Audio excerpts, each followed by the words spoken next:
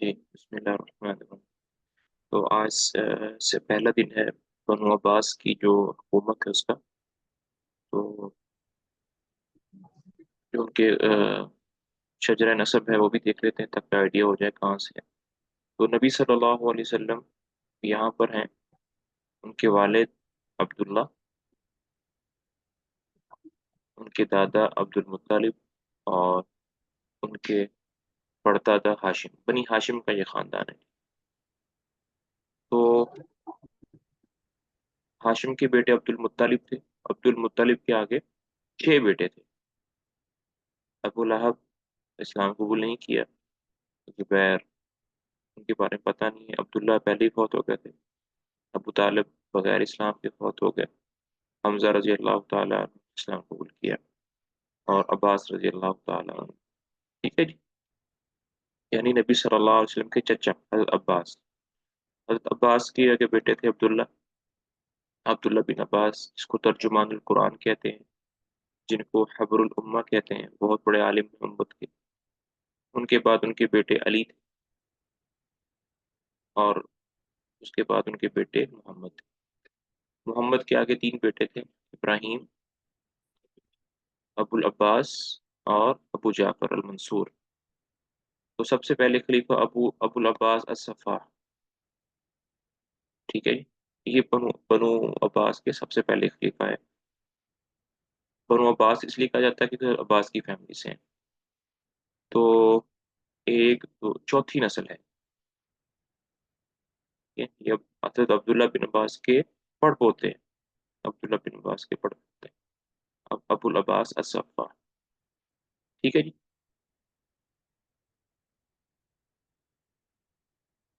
جی سر، بہترین ہو گیا سر، یہ تو بہت اچھا میپ ہے۔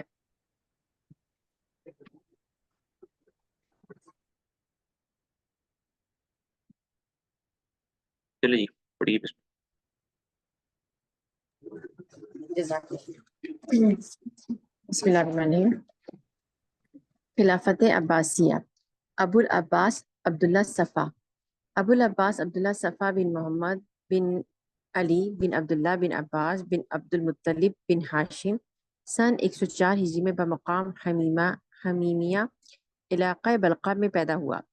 وہیں پرورش پائی، اپنے بھائی ابراہیم امام کا جانشین ہوا، اپنے بھائی منصور سے عمر میں چھوٹا تھا۔ ابن جریر طبری کا قول ہے کہ جس روز سے حضور صلی اللہ علیہ وآلہ وسلم نے اپنے چچا عباس رضی اللہ عنہ سے فرمایا تھا کہ تمہاری اولاد میں خلافت آئے گی، اور اسی وقت سے اولاد عباس خلافت کی امیدوار چلی آتی تھی۔ عبداللہ صفا خون ریزی، سخاوت، حاضر جوابی، تیز فہمی میں ممتاز تھا۔ صفا کے امال بھی خون ریزی میں مشاق تھے۔ صفا نے اپنے چچا داؤد کو پہلے کوفہ کی حکومت پر مامور کیا، پھر اس کو حجاز، یمن اور یمامہ کی امارت پر مامور کیا، اور کوفہ پر اپنے بھتیجے عیسیٰ بن موسیٰ بن محمد کو مقرر کیا۔ جب سن 133 ہجری میں داؤد کا انتقال ہو گیا تو صفا نے اپنے ماموں یزید بن عبید اللہ بن عبد المدان حارثی کو حجاز و یمامہ کی، اور محمد بن یزید بن عبداللہ بن عبد المدان کو یمن کی گورنری پر مامور کیا۔ سن 132 ہجری میں سفیان ان آئینیہ حلبی، ہاں یہ لفظ ہے اویینا، اویینا۔ اویینا، اوکے، اویینا، صحیح، اویینا حلبی کو بصرہ کا عامل بنایا گیا۔ سن 133 ہجری میں اس کو معزول کر کے اس کی جگہ اپنے چچا سلیمان بن علی کو سند حکومت عطا کی، اور بحرین عمان بھی اسی کی حکومت میں شامل کر دیے گئے۔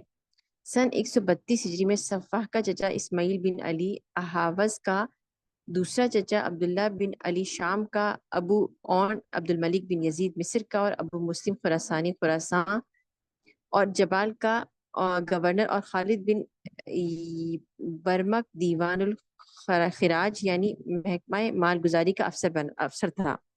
سن 133 ہجری میں ابو مسلم نے اپنی طرف سے محمد بن اشعث کو فارس کا گورنر مقرر فرما کر روانہ کیا۔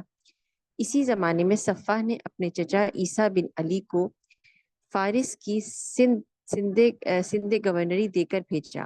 محمد بن اشعث سند پہلے ہی سند پہنچ چکا تھا، سوری سند سند جی سر، سر ٹھیک ہو گیا۔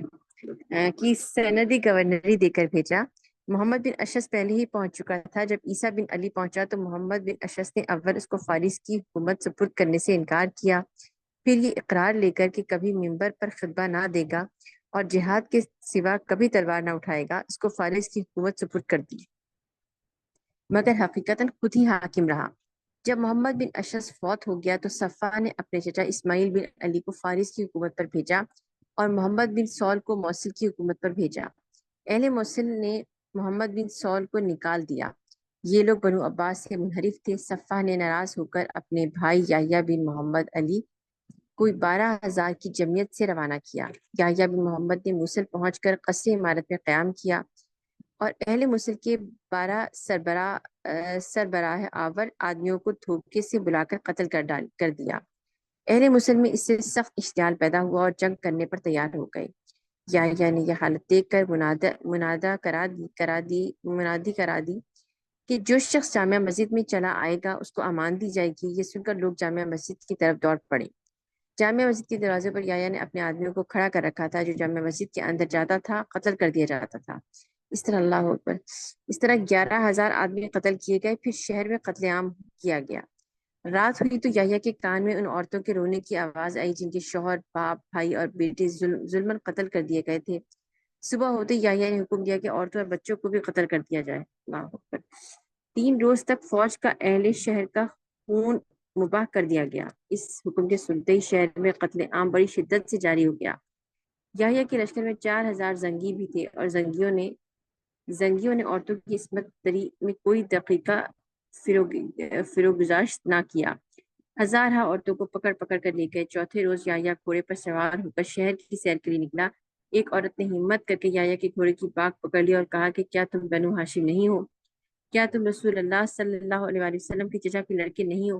کیا تم کو یہ خبر نہیں ہے کہ مومنات اور مسلمات سے زنگیوں نے جبرن نکاح کر لیا ہے؟ یحییٰ نے اس کا کچھ جواب نہ دیا اور چلا گیا۔ اگلے دن زنگیوں کو تنخواہیں تقسیم کرنے کے بہانے سے بلایا۔ جب تمام زنگی جمع ہو گئے تو سب کے قتل کرنے کا حکم دے دیا۔ اللہ اکبر۔ صفا کو جب ان حالات کی اطلاع ہوئی تو اس نے اسماعیل بن علی کو موصل بھیج دیا اور یحییٰ کو فارس کی حکومت پر تبدیل کر دیا۔ سن 133 ہجری میں قیصر روم نے لمتیا اور قلیقلہ مسلمانوں سے بروز شمشیر فتح کر لیے۔ اسی سن میں یزید بن عبید اللہ بن عبد المدان نے مدینہ سے ابراہیم بن حبان سلمی کو یمامہ کی طرف سے فوج دے کر روانہ کیا۔ وہاں مثنیٰ بن یزید بن عمر بن حبیرہ اپنے باپ کے زمانے سے حاکم تھا۔ اس نے ابراہیم کا مقابلہ کیا اور مارا گیا۔ اسی سال بخارا میں شریک بن شیخ موہری نے ابو مسلم کے خلاف خروج کیا اور 30,000 سے زیادہ لوگ جمع کر لیے۔ ابو مسلم نے زیاد بن صالح خزائی کو شریک کے مقابلے پر روانہ کیا۔ شریک نے مقابلہ کیا اور مارا گیا۔ ابو مسلم نے ذی الحج سن 133 ہجری میں ابو داؤد خالد بن ابراہیم کو بلاد ختل پر چڑھائی کرنے کے لیے روانہ کیا۔ حبش بن سبل بادشاہ ختل کو شکست ہوئی، وہ بھاگ ہاں کر یہ فرغانہ ہوتا حبش بن شبل، حبش بن شبل۔ شبل شبل شین سبل نہیں، اوکے ٹھیک ہے۔ حبش بن شبل بادشاہ ختل کو شکست ہوئی، وہ بھاگ کر فرغانہ ہوتا ہوا ملک چین چلا گیا۔ اسی زمانے میں اکشید، فرغانہ اور شاش کے بادشاہوں میں لڑائی ہوئی۔ بادشاہ چین نے ان کے جھگڑوں میں دخل دے کر شاشہ و فرغانہ کے بادشاہوں کے خلاف 1,00,000 فوج بھیج دی۔ ابو مسلم نے زیاد بن صالح کو اس طرف روانہ کیا۔ چینی فوج سے زیاد بن صالح کا مقابلہ نہر تراس پر ہو گیا۔ 50,000 چینی قتل ہوئے اور 20,000 مسلمانوں نے گرفتار کر لیے۔ سن 134 ہجری میں بسام بن ابراہیم جو خراساں کا ایک نامور سپہ سالار تھا، علم بغاوت بلند کیا اور مدائن پر قابض ہو گیا۔ صفا نے خازم بن خزیمہ کو بسام کے مقابلے پر روانہ کیا۔ خازم نے بسام کو شکست فاش دی اور میدان جنگ سے بھاگا۔ اس کے بعد صفا نے خازم کو عمان کی طرف خارجیوں سے لڑنے کے لیے روانہ کیا۔ وہاں اس نے خارجیوں کو شکست دے کر ان کے سردار کو قتل کر دیا۔ اس سال ابو داؤد خالد بن ابراہیم نے اہل کش پر فوج کشی کی اور کش کے بادشاہ کو جو ذمی تھا قتل کر ڈالا اور اس کے سر کو ابو مسلم کے پاس سمرقند میں بھیج دیا، اور مقتول بادشاہ کے بھائی تازان کو تخت نشین کر کے بلخ لوٹ آیا۔ ابو مسلم نے اسی زمانے میں اہل زغد اور اہل بخارا کا قتل عام کیا اور بخارا اور سمرقند کا حاکم زیاد بن صالح کو بنا کر شہر سمرقند کی شہر پناہ بنانے کا حکم دے کر مرو کو واپس آیا۔ ان واقعات کے بعد صفا کے پاس خبر پہنچی کہ منصور بن جمہور نے سندھ میں بغاوت اور عہد شکنی اختیار کی ہے۔ یہ منصور بن جمہور وہی ہے جو 2 مہینے یزید الناقص کے عہد میں گورنر عراق اور خراسان میں رہ چکا تھا۔ اچھا یہ کون سا والا یزید ہے سر؟ اس کا یزید کا نمبر کون سا ہوگا؟ یزید ثانی یا یہ ثالث؟ جی، تیسرا ہوگا، بنو امیہ کے جو آخری بالکل خلفاء تھے ان میں سے ہے یہ۔ پھر وہ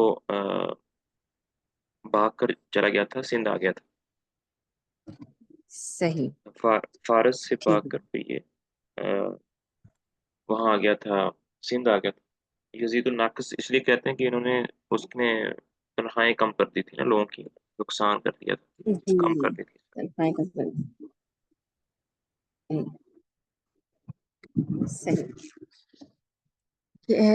عہد گورنر، اچھا ٹھیک ہے۔ یہ منصور بن جمہور وہی ہے جو 2 مہینے یزید الناقص کے عہد میں گورنر اور عراق و خراسان بھی رہ چکا تھا اور عبداللہ بن معاویہ بن عبداللہ جعفر کے ساتھیوں میں تھا۔ جب عبداللہ بن معاویہ کو استخر کے قریب داؤد بن یزید بن عمر بن حبیرہ اور معن بن زائدہ کے مقابلے میں شکست فاش حاصل ہوئی تو منصور بن جمہور سندھ کی طرف بھاگ کر چلا آیا تھا اور عبداللہ بن معاویہ ہرات پہنچ کر مالک بن حشیم خزائی والی ہرات کے ہاتھ سے ابو مسلم کے حکم کے موافق قتل ہوئے تھے۔ صفا نے اپنے افسر پولیس موسیٰ بن کعب کو سندھ کی طرف روانہ کیا اور اس کی جگہ مصعب بن زہیر کو مقرر کیا۔ موسیٰ اور منصور سے سرحد سندھ پر مقابلہ ہوا۔ منصور کے ہمراہ 12,000 فوج تھی مگر موسیٰ سے شکست کھا کر بھاگا اور ریگستان میں شدت تشنگی سے مر گیا۔ منصور کے گورنر جو سندھ میں تھا یہ سن کر معا اہل و عیال اور اموال بلاد خرز کی طرف کوچ کیا۔ اسی سال یعنی ذی الحج سن 134 ہجری میں صفا مقام انبار میں آیا اور اسی مقام کو دارالخلافہ بنایا۔ سن ہاں ایک منٹ 135 ہے۔ ہجری، جی اب جو شامی تھے ان کا جو وہ تھا دارالحکومت، وہ دمشق تھا، لیکن جو بنو عباس کے خلیفہ ہیں انہوں نے آ، اپنی جو سلطنت ہے اس کا دارالحکومت انبار کو بنایا تھا۔ دیکھیں ذرا میپ میں آپ کو انبار نظر آ رہا ہے؟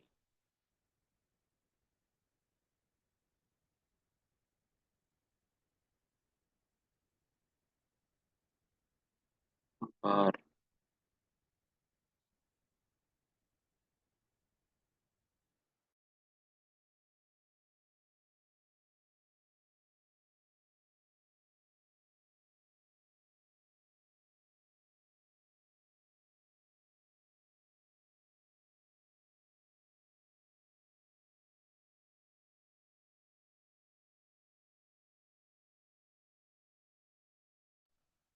یہاں پر تو انبار کہیں نظر نہیں آ رہا، دیکھیں ہم لوگ۔ اسے نظر تو نہیں آ رہا فی الحال۔ چلیں، شاید اور ہمارا دارالحکومت چینج کر دیا انہوں نے، ٹھیک ہے۔ یہ شامیوں کا جو تھا وہ دمشق تھا، کوفیوں کا جو ہے، سوری عباسیوں کا جو ہے وہ انبار ہے۔ کوئی اور میپ ڈھونڈنے کے اس میں شاید آج۔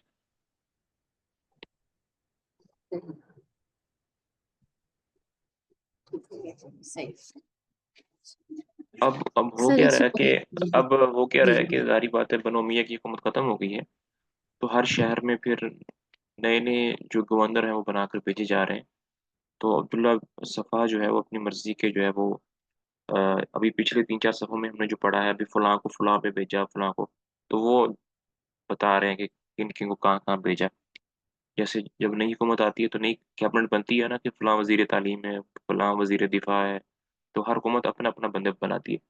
تو عبداللہ بن صفا نے بھی آ کے یہی کیا کہ ہر شہر کا اپنے اپنے رشتہ داروں کو، بھتیجے کو، ماموں کو، چچا کو جو ہے وہ سند گورنری عطا کی۔ جی پڑھیے، سنہ 135 میں جی جی سر۔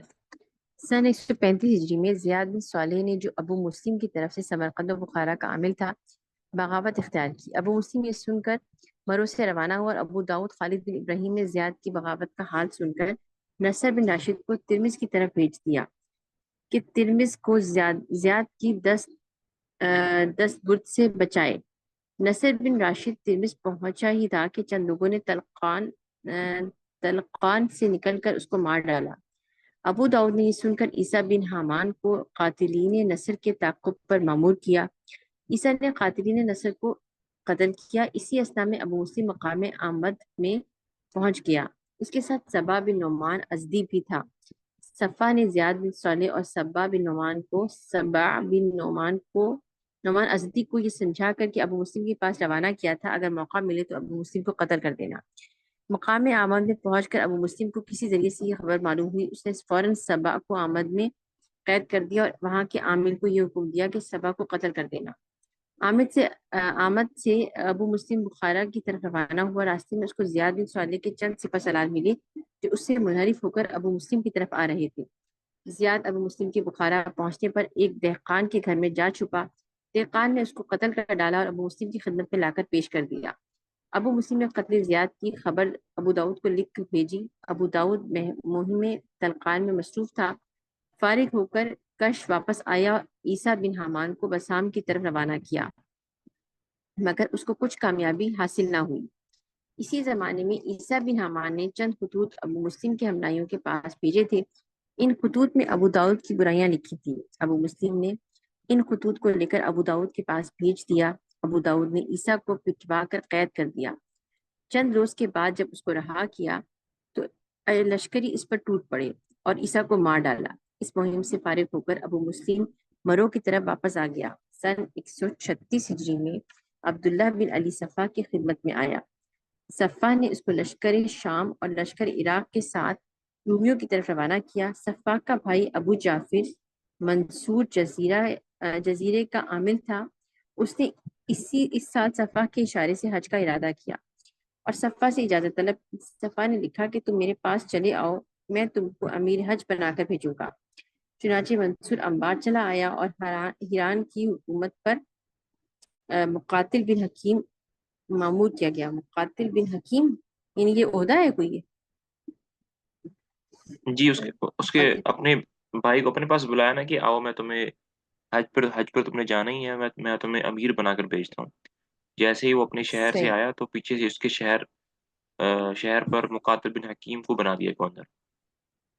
اچھا اچھا اچھا، اس کے شہر پہ، اوکے اوکے، ٹھیک ہو گیا، ہوں ٹھیک ہو گیا، صحیح صحیح ٹھیک یہ ٹھیک ہے۔ بڑی ایران کی حکومت ایک جی بات یہ ایک جو دھوکا ہے نا، یہ بڑا کامن چل رہا ہے ابھی۔ اپنے پاس بلایا، تنخواہ دینے کے لیے مروا دیے لوگوں کو، کہا کہ تم جی مسجد میں جو مسجد میں جائے گا بچ جائے گا وہ مروا دیے۔ یہ ایک چیز بڑی کامن آ رہی ہے کہ بلاتا کسی اور کام کے لیے ہے لیکن کرتا کچھ اور۔ صحیح بات، صحیح بات۔ یہ بات تھی کہ اور اسی سال زیادہ ابو سال بھی نہیں گزرے تھے، اتنے کم 100 سمتنگ میں جب سے یہ دھوکے بازی شروع ہو گئی تھی۔ جی جی۔ جی، اللہ اکبر کبیرہ، صحیح بات، ٹھیک ہو گیا۔ اچھا، ہیران کی حکومت پر مقاتل بن حکیم کو مامور کیا گیا۔ بات یہ تھی کہ اسی سال ابو مسلم نے بھی صفا سے حج کی اجازت طلب کی تھی، لہذا صفا نے خود ہی اپنے بھائی منصور کو مخفی طور پر اطلاع دی کہ تم فوراً حج کے لیے تیار ہو جاؤ اور درخواست بھیج دو۔ اس موقع پر ظاہر کر دینا ضروری ہے کہ ابو مسلم خراسانی نے دعوت عباسیہ کو کامیاب بنانے میں سب سے بڑا کام کیا تھا۔ جیسا کہ واقعات گزشتہ سے ظاہر ہے کہ اب صفا کے خلیفہ ہو جانے اور حکومت عباسیہ کے استقلال کے بعد وہ خراساں کا گورنر بنا دیا گیا اور صفا نے اس کے نام باقاعدہ سند حکومت بھی بھیج دی، مگر ابو مسلم نے خود حاضر دربار خلافت ہو کر بیعت نہیں کی تھی۔ وہ شروع میں پہلی مرتبہ جب امام ابراہیم کی طرف سے خراساں بھیجا گیا تھا، اسی وقت سے اب تک مسلسل خراساں میں موجود تھا۔ اسی نے خراساں پر قبضہ کیا، اس نے اپنی حکومت قائم کی اور وہی ہر طرف خراساں پر مستولی تھا۔ جب ایک ایک کر کے تمام دشمنوں کا کام تمام ہو گیا تو عبداللہ صفا کو خیال آیا کہ ابو مسلم کی منشا کے خلاف نہ اس کو صوبے کی حکومت پر تبدیل کر سکتا تھا، نہ اس کی زور قوت کو گھٹا سکتا تھا۔ ابو مسلم اپنے آپ کو خلافت عباسیہ کا بانی سمجھتا تھا اور اپنے آپ کو خلیفہ صفا کا سرپرست جانتا تھا۔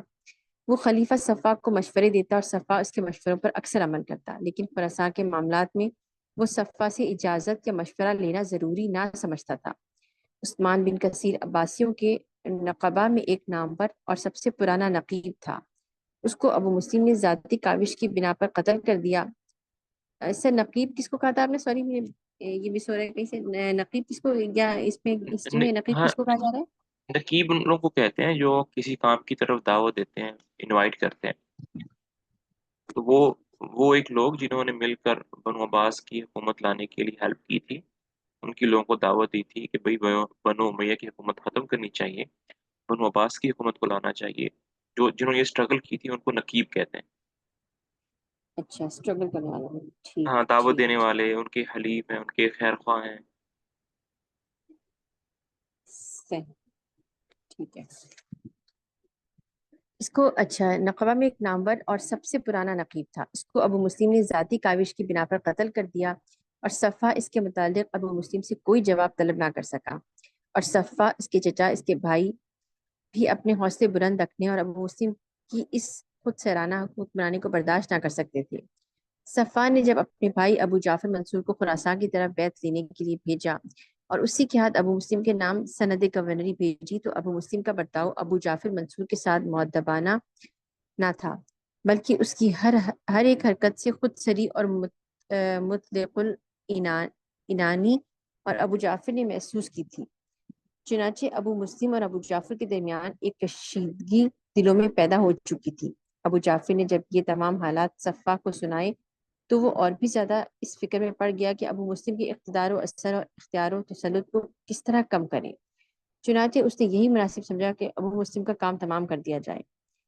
اسی لیے زیاد بن صالح اور صبا بن نعمان ازدی سے صفا نے اس کام کی سازش کی، جیسا کہ اوپر ذکر ہو چکا ہے۔ غرض حالت یہ تھی کہ صفا اور ابو مسلم کے دل صاف نہ رہے تھے۔ یہاں تک پڑھیں گے۔ اب ہوا یہ ٹھیک ہے۔ کہ جیسے ابو مسلم جو ہے نا وہ خراسان کی علاقے کا گورنر ہے، اور صفا جو ہے نا پوری سلطنت کا ہے۔ لیکن حالات کچھ ایسے ہوئے، واقعات کچھ ایسے ہوئے کہ جو خراسان کا حاکم ابو مسلم ہے وہ زیادہ ڈومینیٹ کر گیا ایکچوئل بادشاہ کے اوپر۔ تو جو صفا تھا اس کو یہ ڈر تھا کہ کہیں ابو مسلم جو ہے نا آگے چل کے میرے لیے خطرہ نہ ہو جائے۔ کچھ واقعات ایسے ہوئے کہ دلوں میں آپس میں نفرت پیدا ہو گئی، جس کا ذکر ہم نے اب سنا بھی ہے۔ تو اب صفا جو ہے، جو کہ اپنے آپ کو امیر المومنین کہلاتا ہے، وہ ابو مسلم کی اس طاقت کو، تسلط کو کم کرنا چاہتا ہے۔ وہ کیسے قتل کرے گا، کیسے کرے گا، یہ انشاءاللہ کل پڑھیں گے۔ چلیں، السلام علیکم ورحمۃ اللہ ٹھیک وبرکاتہ۔ ہے۔